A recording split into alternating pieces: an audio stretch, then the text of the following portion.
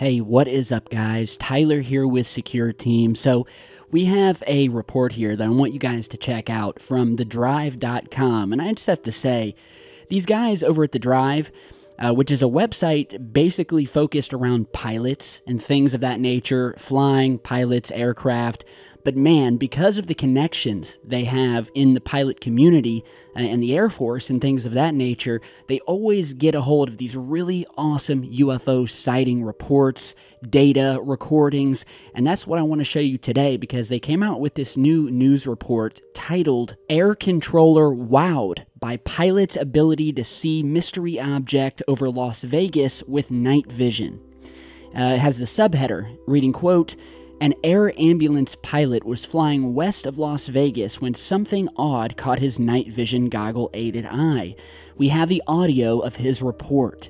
And so, well, before we go any further, I want to play you guys that audio recording. So this is the odd exchange where the pilot is reporting this UFO at around 7,000 feet around the Southern Hills area of Las Vegas. So give this a listen. Sierra 21, radar contact 15 to the west of Las Vegas. VOR, clear through Bravo airspace. Hey, 21, position checked. Just to advise, it looks like I have some sort of object over the Southern Hills area. Looks to be about 7,000 feet. Could be a balloon or something along those lines. It's just unlit, so just advise. Okay, I'm not seeing anything in that area, but that's not to say, like you're saying, there's something out there. Yeah, I can only see it. I got the night vision goggles on. I can only see it through the goggles. Oh, that's awesome. Okay, so as you just heard, they saw something out there. This pilot, he could only see it using night vision goggles. And he even said in the recording, could be a balloon, could be something man-made. But on the other hand, from what I've heard, and my sources, because I've done many videos in the past where I've had Air Force pilots contact me. I did the whole big story, multi-video story about the private pilot worker who actually lost his job because he was recording these UFOs while he was doing these flights with this private jet fleet. And he was recording the UFOs, he ran a YouTube channel based around it, and because he even spoke about it, he lost his job there, had to end all communication with me, closed all of his emails, and the guy's been MIA ever since. And I've had multiple pilots tell me that these days, especially in this internet world where everyone's listening or watching, that they are told to either not report it at all when they see these things in the sky, and that's been something we've known about for years. They've been telling pilots for years to keep quiet, do not say it publicly. But these days, because the UFO phenomenon is much more out in the open and more people know about it and they don't have as much control of it anymore, more and more pilots are being caught on camera or audio recording, whether they like it or not, or whether they wanted the recording to be public or not.